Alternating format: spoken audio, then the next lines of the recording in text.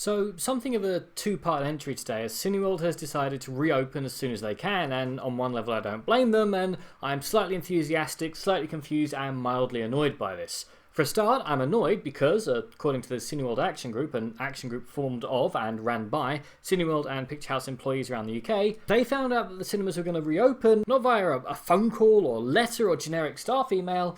They found out that the cinemas were going to reopen at the same time that I did, and I don't work for them. Now, at time of recording, fellow cinema chain Odeon hasn't said a thing about reopening in any way, shape or form, and my spurious unresearched feeling is that they're waiting to see what happens when Cineworld does reopen because, yes, assuming all goes to the reopening plan, you can go for a meal before and a pint afterwards, meaning that the old ritual of going to the cinema is complete, but the world has changed. Most people aren't in the office to grab a film on the way home, and a lot of people are still wary of leaving the house. Also, there's been no news as to whether or not cinemas will be able to open at 100% capacity. Now, in the US, cinemas are operating at 50% capacity, but whereas in the UK, the last time cinemas opened, there were several unenforceable restrictions, such as not being able to book seats within 2 meters of another person and having to wear masks during the screening. I simply cannot find out whether or not these still stand, and I refuse to guess one way or the other. Let's all go to the lobby. Let's all go to the lobby. Let's all...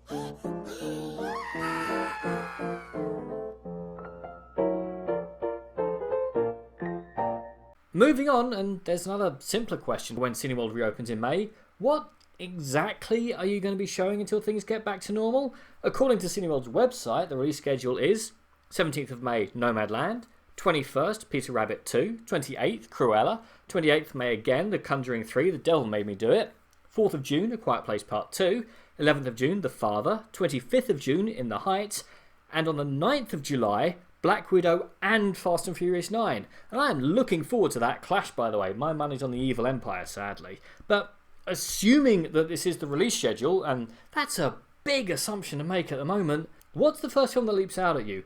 The first film that you would want to make the effort to leave the house to catch? The Oscar bait? The awful James Corden sequel to the awful James Corden film? Cruella doesn't seem to be getting that much love. The only reference I can find to it online are memes comparing it to the horrifyingly overrated Joker. No, the first films that I think are going to put some serious bums on seats are Black Widow and Fast and Furious 9, which poses a serious problem for cinemas as the Evil Empire has recently announced that not only Black Widow but Cruella will not only be released on the silver screen but placed onto Disney Plus at the same time for 30 freedom bucks each, hurting and possibly even leading to the end of cinema as we know it. Now, the situation's a little different for Warner Brothers films. To quote The Independent, Cineworld, the world's second largest cinema chain, also announced it has struck an exclusivity deal with Warner Brothers Studio, which allows the company to show new Warner Brothers releases exclusively for 45 days in the US, beginning next year. In the UK, Cineworld will have exclusive rights to Warner Brothers films for 31 days before they are released for streaming, though this will rise to 45 days for films that sell a certain number of tickets. End quote. Which raises another question for me. What exactly does an exclusivity deal mean? Does it mean that these films are only going to be screened at Cineworld? Sorry, Odeon Unlimited card holders, you can just press your faces against the cinema glass like Victorian orphans, whilst we Cineworld Unlimited card holders swan in like the gentry to see the magic moving pictures. Or does that mean exclusive to all cinemas for 31 days? The way the article is written, it looks like the former, but all I can think of is that if this artificial division does happen, then people just go back to the easiest way to see everything. They'll just go online. Sorry, weird tangent, but there's so much about this reopening of cinema that doesn't make sense to me. Only one of the major cinema chains is reopening the first opportunities. There's nothing to really show, so either they're going to show classics or stuff that came out a few weeks ago, like, well, I suppose Godzilla v Kong would be high on my to-watch list, as that just screams, watch me on an IMAX screen. Are all the Cineworlds going to reopen as they were 18 months ago, or will there be restrictions? Why weren't the staff given the decency of a few hours heads up at the bare minimum? Will certain films only be shown at certain chains, and why would you do something that short-sighted when all I have to do is wait 6 weeks and I can see it at home with all my friends, assuming that I don't set sail on the 7 seas? Look, it's great that cinemas are reopening. I miss the power of cinema that even the biggest plasma can't hope to match, but I just want the reopening to make sense.